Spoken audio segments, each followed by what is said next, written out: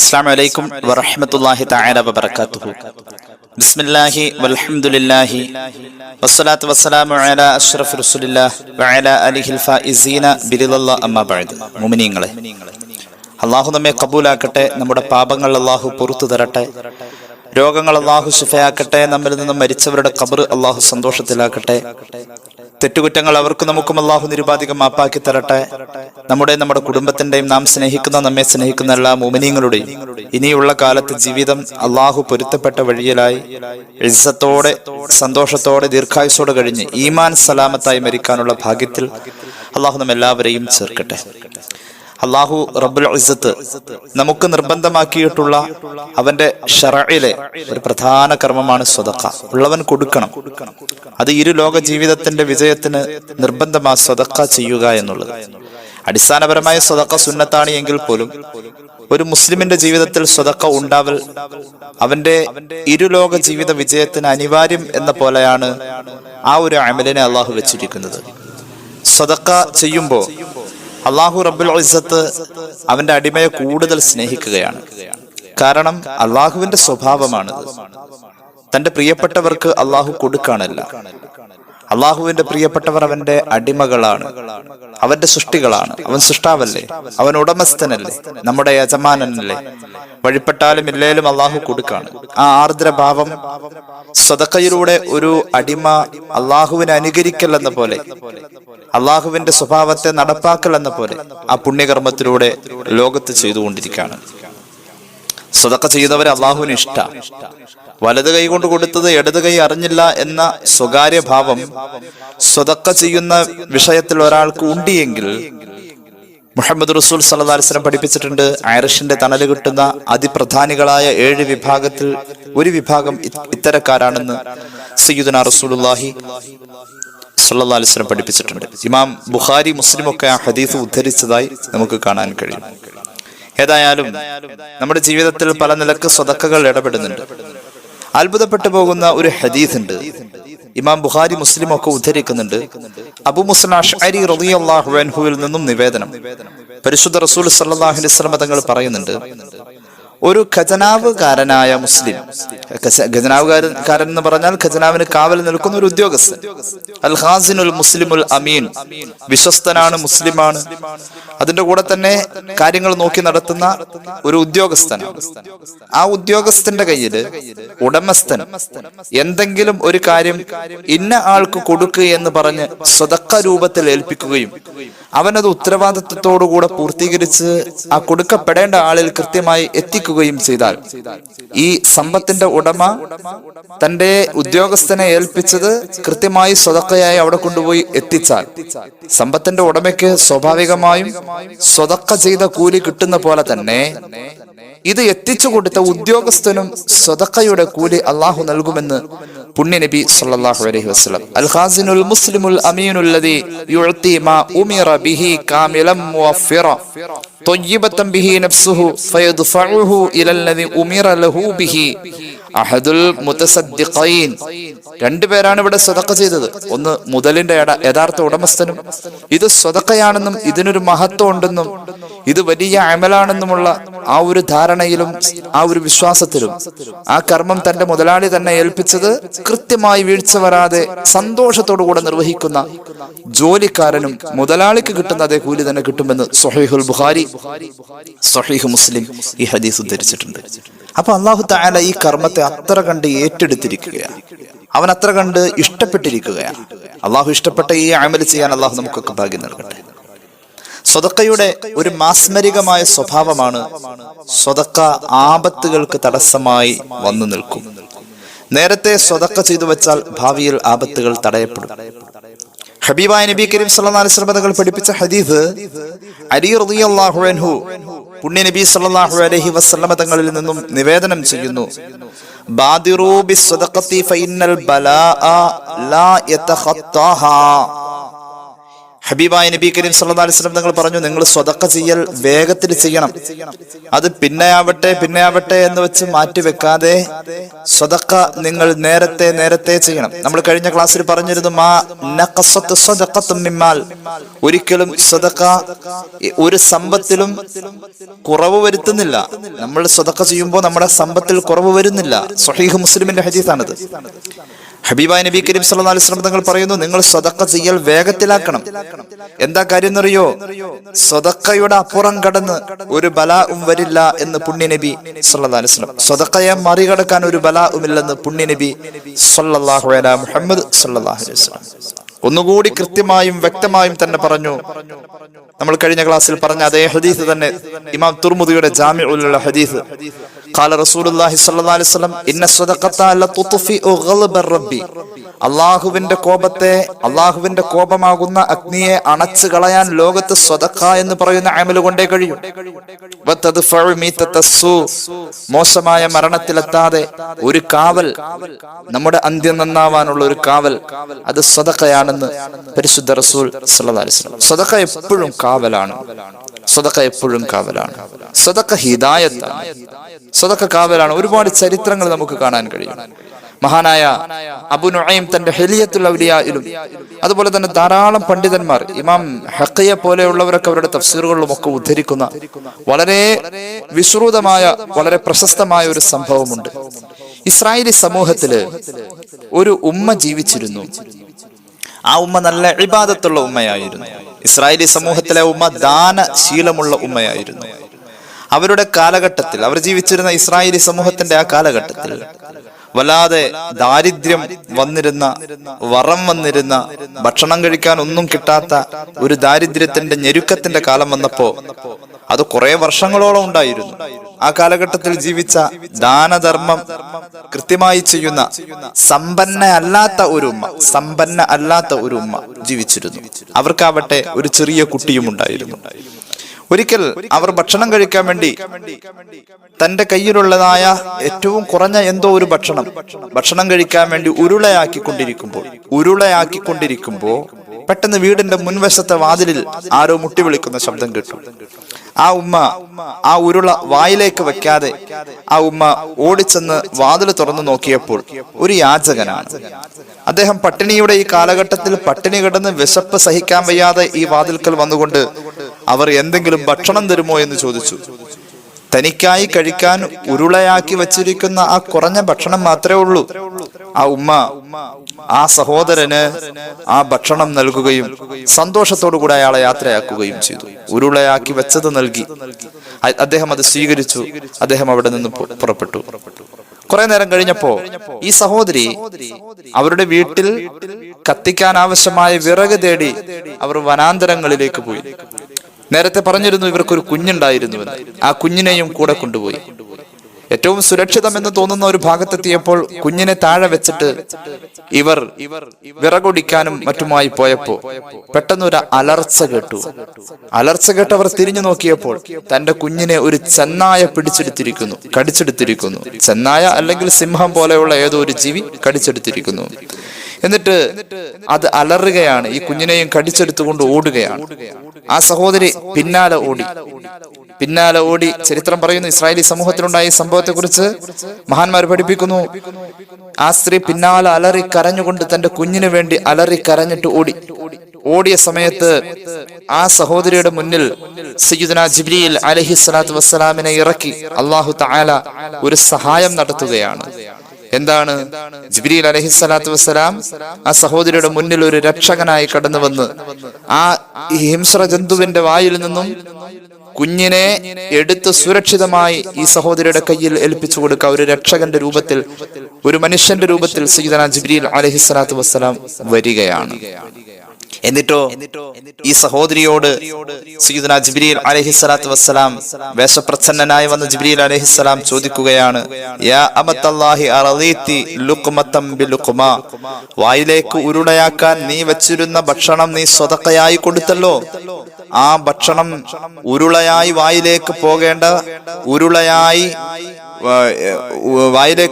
ഉരുളയായിരുന്ന ഭക്ഷണം സ്വതക്കയായപ്പോ വായിലേക്ക് പോവേണ്ട ഭക്ഷണമായ നിന്റെ കുട്ടിയെ അള്ളാഹു ആ സ്വതക്കക്ക് പകരം ആ സ്വതക്കക്ക് പകരം ആ ഉരുളക്ക് പകരം ഈ ഉരുളയെ തിരിച്ചു തന്നല്ലേ എന്ന് സയ്യിദുനാ ജിബ്രീൽ അലൈഹിസ്സലാത്തു വസ്സലാം ചോദിച്ചു. നീ അതിൽ തൃപ്തയല്ലേ എന്ന് ചോദിച്ചു.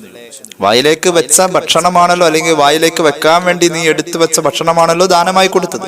അപ്പൊ നിന്റെ കുഞ്ഞ് ഒരു ഹിംസ്രജീവിയുടെ വായിലെ ഭക്ഷണമായി മാറേണ്ട അവസ്ഥയെ അള്ളാഹു പകരത്തിന് പകരമാക്കി.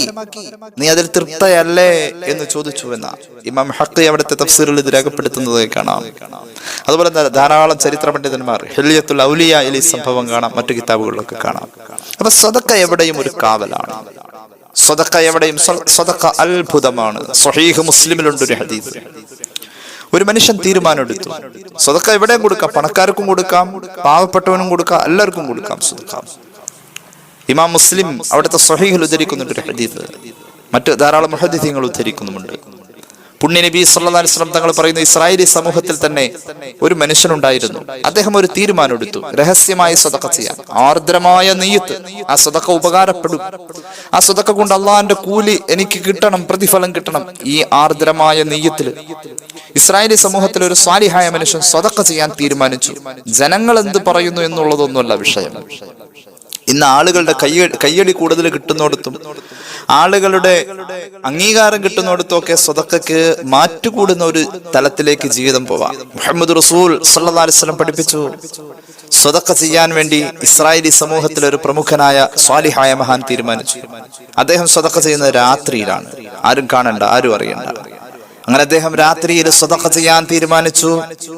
അങ്ങനെ അദ്ദേഹം സ്വതക്കയുമായി ഇറങ്ങിയപ്പോ അപ്പോഴുണ്ട് വഴിയിൽ ഒരു കള്ളൻ. നമ്മൾ പലപ്പോഴും പറഞ്ഞിട്ടുണ്ട് ഈ സംഭവം. കള്ളൻ മോഷണം നടത്താണ്. ഇദ്ദേഹം ആ കള്ളനാ സ്വതക്ക കൊടുത്തു. കള്ളനാണെന്ന് അറിയാം, സ്വതക്ക കൊടുത്തു. അദ്ദേഹം തിരിച്ചു പോന്നു, സന്തോഷവാനാണ്. ആ സ്വതക്ക ആ കള്ളൻ സ്വീകരിക്ക വഴി അയാൾക്കിപ്പോ പണമാണല്ലോ ആവശ്യം, അയാൾക്ക് പണം കിട്ടണം. അയാളെ സംബന്ധിച്ചിടത്തോളം അയാൾക്ക് സാമ്പത്തിക ആവശ്യത്തിന് വേണ്ടി അയാൾ മോഷണം നടത്തുന്നു. സ്വതക്ക കൈ കിട്ടി, മഹാനവറുകൾ തിരിച്ചു പോന്നു. പിറ്റേന്ന് ജനങ്ങൾ രാവിലെ മുതൽ സംസാരം തുടങ്ങി. ഇന്നലെ രാത്രി കള്ളന് സ്വതക്ക കൊടുത്തിട്ടുണ്ടാരോ, കള്ളനൊക്കെ എന്തിനാ സ്വതക്ക കൊടുക്കുന്നത്, കള്ളന് സ്വതക്ക കൊടുത്തു എന്ന് പറഞ്ഞിട്ട് ജനങ്ങൾക്ക് അങ്ങനെയാണല്ലോ, എന്തെങ്കിലും ഒരു വിഷയം കിട്ടി ഇങ്ങനെ ചായക്കടയിലും അവിടെ ഇവിടെ അങ്ങാടിയിലും കടത്തിൻ്റെലും ഒക്കെ ഇരുന്ന് സംസാരം തന്നെ. നേരെ പുലരെ തുടങ്ങി. അസ്ബഹ എന്ന പ്രയോഗ ഹദീസിൽ കാണുന്നത് സുബഹിക്ക് തന്നെ ജനങ്ങൾ ഇങ്ങനെ സംസാരം തുടങ്ങി. ഇന്നലെ കള്ളന് ആരോ സദഖ ചെയ്തു, കള്ളൻ ആരോ സദഖ ചെയ്തു. അദ്ദേഹം അത് കേട്ടു. അദ്ദേഹം ദുആയെന്ന് പടച്ചോനെ, എവിടെയാണേലും എന്റെ സദഖക്ക് നീ കൂലി നൽകണേ. ഭയങ്കര നെയ്യത്തായിരുന്നു. പിറ്റേന്നും അദ്ദേഹം സദഖ ചെയ്യാൻ തീരുമാനിച്ചു. ഇവിടെ നമ്മൾ പഠിക്കണം, നിരാശനായില്ല. ആളുകൾ പറയുന്നത് കേട്ട് നിരാശനായില്ല. സമൂഹത്തിന്റെ വിലയിരുത്തൽ ഒരിക്കലും പരിഗണിച്ചിട്ടില്ല. വീണ്ടും സദഖ ചെയ്യാൻ അദ്ദേഹം തീരുമാനിച്ചപ്പോൾ രാവിൽ കറങ്ങി നടന്ന് വേഷവൃത്തി ചെയ്യുന്ന ഒരു വൃത്തികെട്ട പെണ്ണിനെയാണ് കണ്ടത്. അവൾക്കും ആവശ്യം പണാണല്ലോ. ഒന്നും മിണ്ടിയില്ല. ബിസ്മി ചൊല്ലിയിട്ട് നല്ല നെയ്യത്തില് ആ സദഖ അവൾക്ക് കൊടുത്തു. അവളത് സ്വീകരിച്ചു. ഇദ്ദേഹം പോന്നു. പിറ്റേന്ന് രാവിലെ അതുപോലെ തന്നെ വർത്താനം തുടങ്ങി. ഇന്നലെ കള്ളനാ സ്വതക്ക കിട്ടിയത്, ഇന്ന് ആ വ്യഭിചാരിണിയായ പെണ്ണിനാ സ്വതക്ക കിട്ടിയത്. അവൾക്കൊക്കെ ആരെങ്കിലും കൊടുക്കോ? എന്തപ്പോ അവൾക്കൊക്കെ സ്വതക്ക കൊടുത്തിട്ട് എന്താ കാര്യം? വലിയൊരു സ്വതക്കയാ കിട്ടിയിരിക്കുന്ന അവൾക്ക്. ഏതുമാകട്ടെ, ജനങ്ങളുടെ ഈ പ്രചരണം അദ്ദേഹത്തിന്റെ മനസ്സിനെ തളർത്തിയില്ല.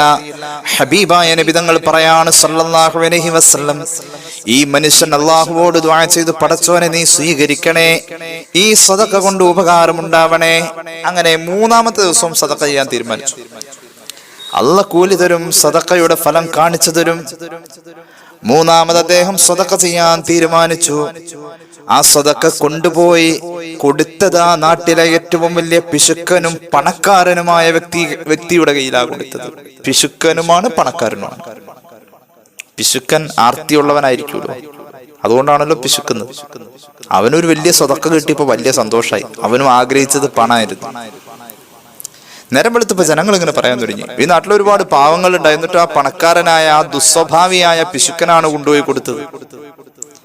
എന്താ അയാൾക്കൊക്കെ ആരാ സദഖ ചെയ്യാ, അതിൻ്റെ ഒന്നും ആവശ്യമില്ലല്ലോ. ജനങ്ങൾ ഇങ്ങനെ ആ സദഖ ചെയ്ത ആളെ പറ്റി കുറ്റപ്പെടുത്തിയും ആ സദഖയെ നിരുത്സാഹപ്പെടുത്തിയും ആ സദഖയെ വിമർശിച്ചും ഒക്കെ പറയാൻ തുടങ്ങി. ഇദ്ദേഹത്തിന്റെ ചെവിയിൽ അതെത്തി. ഇസ്രായേലി സമൂഹത്തിലെ മഹാനായ മനുഷ്യൻ അല്ലാഹുവോട് ദുആ ചെയ്തു, പടച്ചോനെ, ആളുകൾ പറയുന്നുണ്ട് നീ എനിക്ക് കൂലി തരണം, ആളുകൾ പറഞ്ഞോട്ടെ, നീ എന്നെ ഒഴിവാക്കല്ലേ അല്ലാ, നീ എനിക്ക് കൂലി തരണം, എന്റെ സ്വതക്ക ഉപകാരത്തിലാവണം. സ്വഹീഹ് മുസ്ലിം ഈ ഹദീസ് രേഖപ്പെടുത്തുന്നു. മുഹമ്മദ് റസൂൽ സല്ലല്ലാഹു അലൈഹി വസല്ലം പറയുകയാണ്, ഈ മഹാനായ മനുഷ്യന്റെ സ്വപ്നത്തിലേക്ക് അള്ളാഹു വിവരം കൊടുക്കുകയാണ്. സ്വപ്നത്തിലൂടെ ഈ മഹാനായ മനുഷ്യൻ അള്ളാഹു വിവരം കൊടുക്കുന്നു. സഹോദരാ, നിങ്ങളുടെ എല്ലാ സദഖകളും അള്ളാഹു സ്വീകരിച്ചിരിക്കുകയാണ്. അള്ളാഹു സ്വീകരിച്ചു. നിങ്ങൾ കൊടുത്ത സ്വതക്ക സ്വീകരിച്ച ആ കള്ളനുണ്ടല്ലോ, ഈ സ്വതക്കയുടെ ബറക്കത്ത് കൊണ്ട് ആ കള്ളനങ്ങ് നന്നായി, അയാൾക്ക് അല്ലാഹു ഹിദായത്ത് കൊടുത്തു, അയാൾ കളവ് നിർത്തി. ഒരു സ്വതക്കയുടെ പവറാണത്. അല്ലാഹു തൗഫീഖ് നൽകട്ടെ. നീയത്തിന്റെ ശക്തിയാണത്. സ്വപ്നത്തിലൂടെ ഈ മഹാനായ മനുഷ്യൻ അല്ലാഹു വിവരം കൊടുത്തു. അല്ലാഹുവിന്റെ ഹബീബ് പറയുകയാണ് സല്ലല്ലാഹു അലൈഹി വസല്ലം, വ്യഭിചാരിണിയായ പെണ്ണ് വ്യഭിചാര പണി നിർത്തി, അവൾ സ്വാലിഹത്തായി, അവൾ നന്നായി സ്വതക്ക കാരണം. സല്ലല്ലാഹു അലാ മുഹമ്മദ് സല്ലല്ലാഹു അലൈഹി വസല്ലം. പണക്കാരനും പിശുക്കനുമായ ആർത്തിക്കാരനായ ദുസ്വഭാവിയായ ധനാഢ്യൻ ഈ സ്വതക്ക സ്വീകരിക്ക വഴി അയാൾ പാഠം ഉൾക്കൊണ്ടു. അയാൾ ചിന്തിച്ചു, ഞാൻ ഇതിലെത്രയോ വലിയ സമ്പന്നനാ, എന്നിട്ടും ഈ തുച്ഛമായത് ഞാൻ വാങ്ങേണ്ടി വന്നല്ലോ. എന്റെ മനസ്സിന്റെ ഒരു ദാരിദ്ര്യമേ, എനിക്കൊന്ന് നന്നാവണമല്ലോ, ഇതിലും കൂടുതൽ സ്വതക്കയ എനിക്ക് കഴിയുമല്ലോ. അയാളങ്ങ് നന്നാവാൻ തീരുമാനിച്ചു. അയാൾ കൂട്ടിവെച്ച സക്കാത്തുകളൊക്കെ അയാൾ കൊടുക്കാൻ തുടങ്ങി. അയാളുടെ കുന്നുകൂടി കിടക്കുന്ന സമ്പത്ത് അയാൾ ദാനം ചെയ്തു. അയാൾക്ക് ഹിദായത്ത് കിട്ടി. ഈ സ്വതക്ക കാരണം എന്ന് അള്ളാഹു ആ മനുഷ്യന്, ആ മഹാന് സ്വപ്നത്തിലൂടെ മറുപടി കൊടുത്തു എന്ന് സയ്യിദുനാ റസൂലുള്ളാഹി സ്വല്ലല്ലാഹു അലൈഹി വസല്ലം സ്വഹീഹ് മുസ്ലിം ഈ ഹദീസ് രേഖപ്പെടുത്തിയിട്ടുണ്ട്. അപ്പൊ ചുരുക്കി പറഞ്ഞാൽ സ്വതക്ക ഒരു അത്ഭുതമാണ്. സ്വതക്ക ഹിദായത്തിലാണ്. സ്വതക്കയുടെ ഒരു ബർക്കത്തുള്ള ഒരു മനുഷ്യൻ നന്നാവാണ്. ആലോചിച്ച് നോക്കണം. നമ്മൾ പരിശുദ്ധമായ പല പള്ളികളും നല്ല മുതലുകൊണ്ടാണ് ഉണ്ടാക്കിയിട്ടുള്ളത്. പള്ളികളിൽ ഹിദായത്തിന്റെ കാരണം, നല്ല മുതലുകൊണ്ട് ഉണ്ടാക്കിയതിൽ ഹിദായത്തിന്റെ ആ പള്ളിയിൽ നിസ്കരിക്കാൻ വരുന്നവൻ നന്നാവും. ഇന്ന് ഈ ശുബ്ഹത്തിന്റെ മുതലങ്ങ് കയറിയിട്ട് അതുകൊണ്ടാണ് റസൂലുള്ളാഹി സ്വല്ലല്ലാഹു അലൈഹി വസല്ലം തങ്ങൾ പറഞ്ഞത്, സയഅതി സമാനുൻ അലന്നാസ് ഔ സയഅതി സമാനുൻ അലാ ഉമ്മത്തി ലാ യബ്ഖാ മിനൽ ഇസ്ലാമി ഇല്ലാ ഇസ്മുഹു വലാ മിനൽ ഖുർആനി ഇല്ലാ റസ്മുഹു മസാജിദുഹും ആമിറത്തും മസാജിദുഹും ഖറാബുൻ മിനൽ ഹുദാ എന്ന ഉക്കമാ ഖാല റസൂലുള്ളാഹി സ്വല്ലല്ലാഹു അലൈഹി വസല്ലം. ഒരു കാലം വരാനുണ്ട്, അന്ന് ഇസ്ലാം എന്താണ്, ഒരു മനുഷ്യന്റെ ജീവിതത്തിൽ ഇസ്ലാമികമായി എന്താ ഉള്ളതെന്ന് വെച്ചൊരു പേരുണ്ടാവും. ഖുർആന്റെ അക്ഷരമൊക്കെ അതിന്റെ അകത്ത് തന്നെ ഉണ്ടാവും. ജീവിതത്തിൽ ഖുർആനില്ല. ഖുർആൻ എവിടെ? ഗ്രന്ഥത്തിൽ, ജീവിതത്തിലില്ല. അങ്ങനെ ഒരു കാലം വരാനുണ്ടെന്ന് പുണ്യ നബി സല്ലല്ലാഹു അലൈഹി മുഹമ്മദ് സല്ലല്ലാഹു അലൈഹി വസല്ലം. അന്നത്തെ കാലഘട്ടത്തിൽ പള്ളികളൊക്കെ പരിപാലനമുണ്ടാകും. മസാജിദുഹും ആമിറത്തും വഹിയ ഖറാബും മിനൽ ഹുദാ എന്ന് പുണ്യ നബി സല്ലല്ലാഹു അലൈഹി വസല്ലം. പള്ളി പരിപാലിക്കാൻ ഉന്തും തള്ളും ഇലക്ഷനും ഇടിയും തല്ലുമോ വഴക്കും വക്കാണൊക്കെ ആയിരിക്കും. പള്ളി പരിപാലിക്കാൻ ആളുണ്ട്, പള്ളി പരിപാലിക്കുന്നുണ്ട്. പള്ളികൾ പഴയ പള്ളികളെക്കാളും മനോഹാരിത കൊണ്ട് നിറയ്ക്കപ്പെട്ട പള്ളികൾ, എത്ര നല്ല രസമുള്ള പള്ളികൾ, അങ്ങനെയൊക്കെ ആയിരിക്കും പള്ളി. പള്ളിയുടെ മുറ്റത്ത് ഗാർഡൻ ഉണ്ടാവും, പാർക്കിംഗ് ഉണ്ടാവും, എല്ലാ സൗകര്യവും ഉണ്ടാവും. പള്ളികളിൽ ലിഫ്റ്റ് വരെ ഉണ്ടാവും, എല്ലാ സൗകര്യവും ഉണ്ടാവും പള്ളിയിൽ. പള്ളി നോക്കാൻ ആളുണ്ട്. പക്ഷെ ഈ പള്ളികളുടെ പ്രത്യേകത, ഈ പള്ളികൾ ഖറാബും മിനൽ ഹുദാ, ഹിദായത്തില്ലാത്ത പള്ളികളായിരിക്കും. പള്ളികളെ കുറിച്ച് പറഞ്ഞുകൊടുത്ത് അല്ലാഹു റബ്ബുൽ ഇസ്സത്ത് പറഞ്ഞിരിക്കുന്നത് അസാ അൻ യകൂനു മിനൽ മുഹ്തദീൻ എന്നാ പറഞ്ഞത്. അസാ അൻ യകൂനു മിനൽ മുഹ്തദീൻ. പള്ളി പരിപാലിക്കേണ്ടത് ഇന്നമാ യഅ്മുറു മസാജിദല്ലാഹി മൻ ആമന ബില്ലാഹ്. ഈ ആയത്ത് അവസാനിക്കുന്നിടത്ത് പള്ളി പരിപാലിക്കുന്നവർക്ക് ഈ ആയത്തിൽ പറയുന്ന നിബന്ധനകളൊത്ത രീതിയിൽ ഈമാനും ഇഖ്ലാസും തഖ്വയും ഒക്കെ ഉള്ള പള്ളി പരിപാലകർ ഉണ്ടായാൽ ആ പള്ളി പരിപാലകർ ഒരു പക്ഷേ ആ ഒരു പ്രവൃത്തി കൊണ്ട് ഹിദായത്ത് നിലനിൽക്കുന്നവരായേക്കാം എന്ന് പറഞ്ഞത്. പള്ളിയോട് ഹിദായത്ത് ബന്ധപ്പെടുത്തിയാ പറഞ്ഞിരിക്കുന്നത്. ഈ ഹദീസിൽ, ആയത്തിൽ അങ്ങനെയാ ഉള്ളത്. ഹദീസിൽ എന്താ പറഞ്ഞത്? പള്ളികൾ പരിപാലനം ഉണ്ടാവും, പക്ഷെ പള്ളികളിൽ ഹിദായത്തില്ല. എന്തുകൊണ്ട് ഇങ്ങനെ ഒരു അവസ്ഥ വരുന്നു? പള്ളിക്ക് വേണ്ടി ചെലവ് ചെയ്യുന്ന അല്ലെങ്കിൽ പള്ളിയോട് സഹകരിക്കപ്പെടുന്ന ആളുകളുടെ കയ്യിലുള്ളത് ശുദ്ധിയില്ലാത്ത സമ്പത്താണ്. നല്ല സമ്പത്താണ് എങ്കിൽ അത് ചെന്ന് ചേരുന്നിടത്ത് മനുഷ്യൻ നന്നാവും. ഈ ഹദീസ്, നേരത്തെ പറഞ്ഞ ഹദീസ്, വ്യഭിചാരിണി വ്യഭിചാരം നിർത്താനും കള്ളൻ കളവ് നിർത്താനും ധനാഢ്യൻ സക്കാത്ത് കൊടുക്കാതെ കൂമ്പാരം കയറ്റി വെച്ച അവന്റെ സമ്പത്ത് പാവങ്ങൾക്ക് കൊടുക്കാനും ഒക്കെ തയ്യാറായ ആ ആത്മബോധത്തിലേക്ക് അവരെ നയിച്ചത് നല്ല മുതലാണ്. അപ്പൊ സ്വതക്കയുടെ ഒരു പവറാണ് ഇവിടെ കാണുന്നത്. സ്വതക്ക നമ്മൾ കണക്ക് കൂട്ടുന്നിടത്തല്ല, സ്വതക്കക്ക് വലിയ ശക്തിയാണ് അള്ളാഹു വെച്ചിരിക്കുന്നത്. കഴിഞ്ഞ ക്ലാസ്സിൽ പറഞ്ഞല്ലോ, തിരമാലകളെ കിലോമീറ്ററുകളോളം വേഗത്തിൽ പറപ്പിച്ചു കൊണ്ടുപോകുന്ന കാറ്റുകളെപ്പോലും ഹബീബായ നബി തങ്ങൾ സ്വതക്ക ചെയ്യുന്ന മനുഷ്യന്റെ താഴെയാ നിർത്തിയിട്ടുള്ളത്.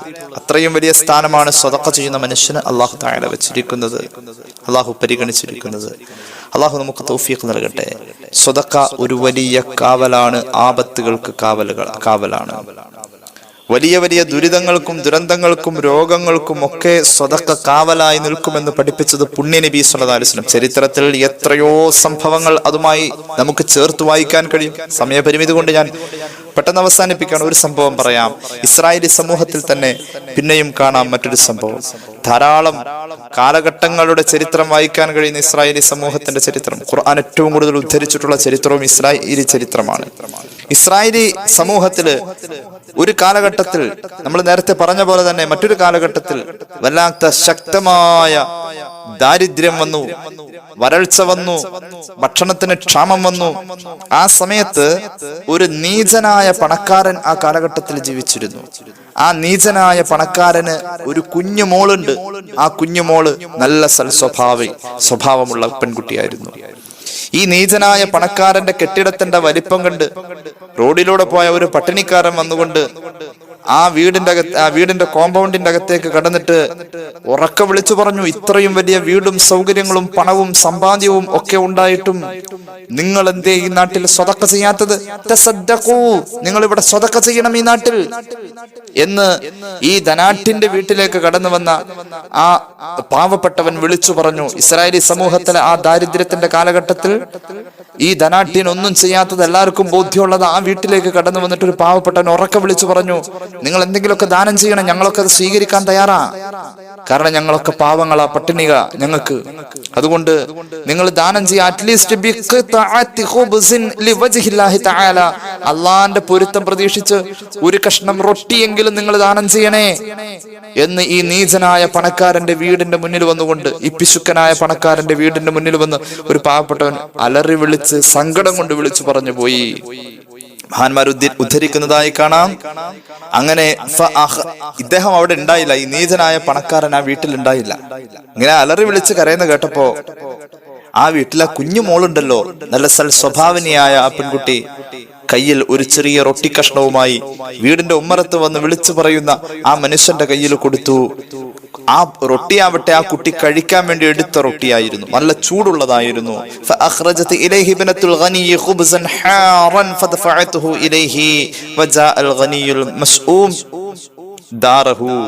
ഈ പെൺകുട്ടി ചൂടുള്ള കഴിക്കാൻ എടുത്തു വെച്ചിരുന്ന ആ പത്തിരി കൊണ്ടുപോയി, റൊട്ടി കൊണ്ടുപോയി ഈ യാചകന് കൊടുത്തു.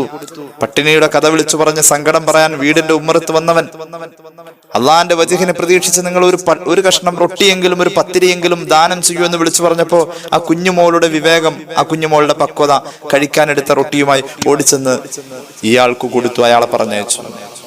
പെട്ടെന്ന് ഈ കുടുംബനാഥനായ നീചനായ പണക്കാരൻ വീട്ടിലേക്ക് കടന്നു വന്നപ്പോ ഈ കുഞ്ഞുമോള് റൊട്ടി ദാനം ചെയ്യുന്നത് അയാൾ അകലേന്ന് കണ്ടുകൊണ്ടാ വന്നത്.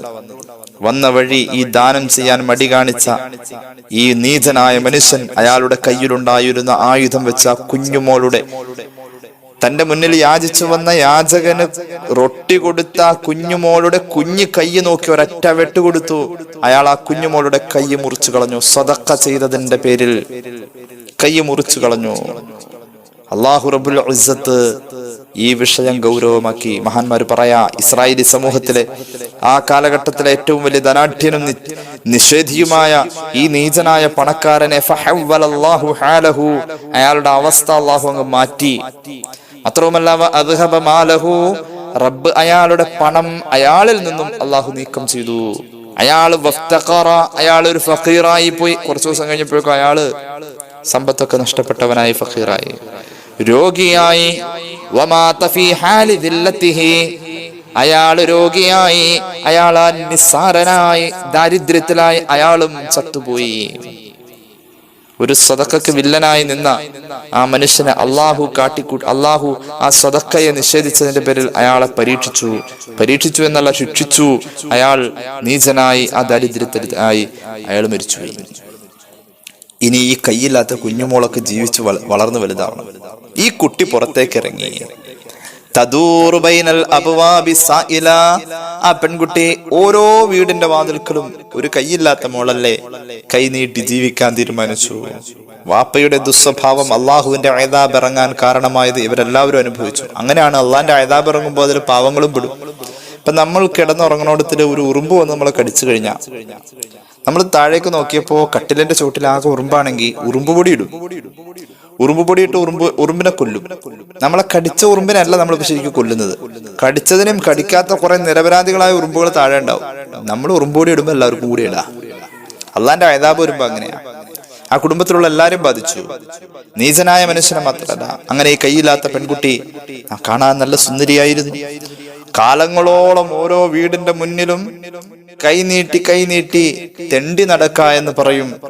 അങ്ങനെ തെണ്ടി നടന്ന് ആ പെൺകുട്ടി വിഷപ്പടക്കി ജീവിച്ചു. സൗന്ദര്യമുണ്ടായിരുന്നു, കൈ അറ്റുപോയി. ആ പൊന്നുമോള് വളർന്നു.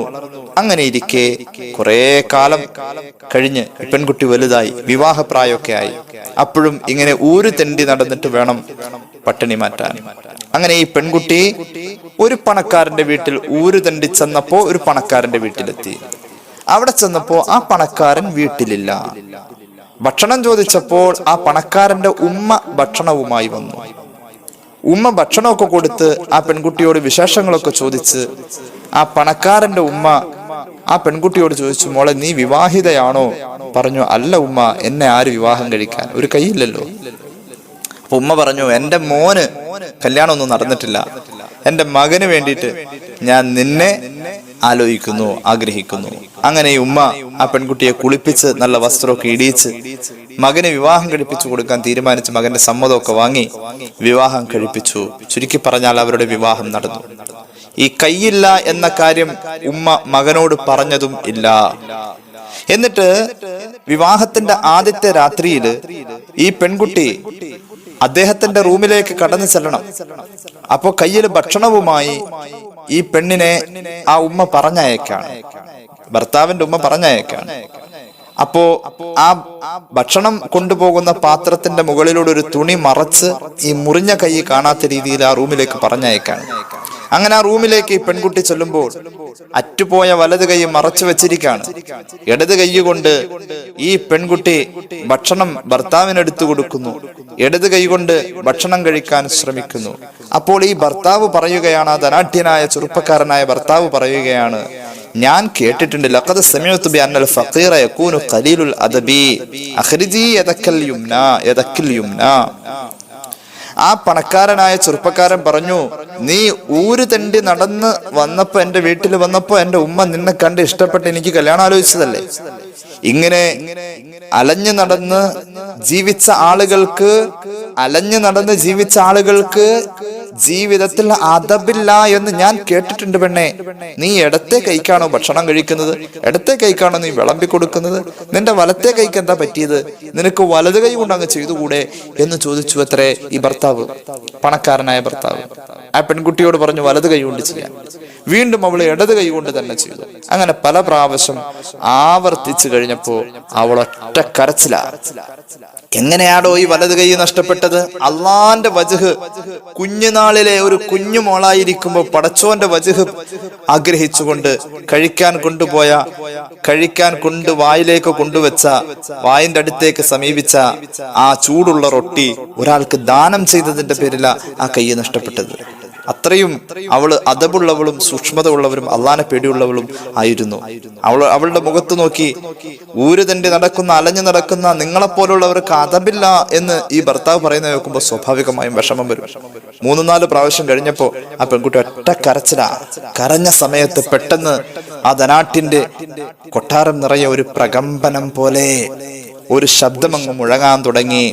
ആ പെണ്ണിനോട് പറയുകയാണ്, ആ ശബ്ദം ആ പെണ്ണിനോട് പറയുകയാണ്, അഖ്രിജി യദകിൽ യുംനായ അമതി, അല്ലാഹുവിന്റെ അടിമേ, ഓ മോളെ, നീ നിന്റെ വലത്തെ കൈ തുണിയുടെ അടിയിൽ മറച്ചു വെച്ചിരിക്കുന്ന മുറിഞ്ഞു പോയ വലത്തെ കൈ നിന്ന് പുറത്തേക്കെടുത്തേ, അതൊരു പൂർണ്ണമായ കൈയായിട്ടുണ്ട്. ലഖദ് അഅ്തൈതിൽ ഖുബ്സ ലിഅജലിന, അള്ളാന്റെ പൊരുത്തം കാംക്ഷിച്ചുകൊണ്ട് നീ ഒരു റൊട്ടി കഷ്ണം അന്ന് കൊടുത്തതിന്റെ പേരിലല്ലേ നിന്റെ കൈ പോയത് നിന്റെ പിതാവിനാൽ. എന്നാൽ കയ്യിന് പകരം അള്ളാഹു കൈ തരാൻ തീരുമാനിച്ചിട്ടുണ്ട്. അതുകൊണ്ട് പെണ്ണെ, നിന്റെ കൈ നീ പുറത്തേക്കെടുത്തേ. പെട്ടെന്നതാ പെണ്ണിന്റെ കൈ രൂപം പ്രാപിച്ചു. ഇങ്ങനൊരു അത്ഭുതം ഇസ്രായേലി സമൂഹത്തിൽ ഉണ്ടായി എന്ന് മഹാന്മാരായ തസവുഫിന്റെ ഉലമാ അവരുടെ കിതാബുകളിൽ രേഖപ്പെടുത്തുന്നതായി കാണാം. അപ്പോൾ സദഖ എവിടെയും നമുക്കൊരു കാവലാണ്, അപകടങ്ങൾക്ക് തടസ്സമായി, പ്രതിബന്ധമായി, ഒരു കാവലായി നമ്മുടെ മുന്നിൽ ഒരു സഹായമായി സദഖ നിൽക്കും. ഇത് വലിയ ഒരു അനുഭവമാണ്, യാഥാർത്ഥ്യമാണ്. ദാനധർമ്മത്തെ എല്ലാവരും പ്രോത്സാഹിപ്പിക്കുന്നു. പക്ഷെ ഇസ്ലാം ദാനധർമ്മത്തെ അതിന്റെ പൂർണ്ണമായ അർഹതയിൽ തന്നെ പ്രോത്സാഹിപ്പിക്കുന്നു. ജീവിതത്തോട് ചേർക്കാൻ അള്ളാഹു നമുക്ക് ഭാഗ്യം നൽകട്ടെ. അള്ളാഹു നമ്മെ സ്വീകരിക്കട്ടെ.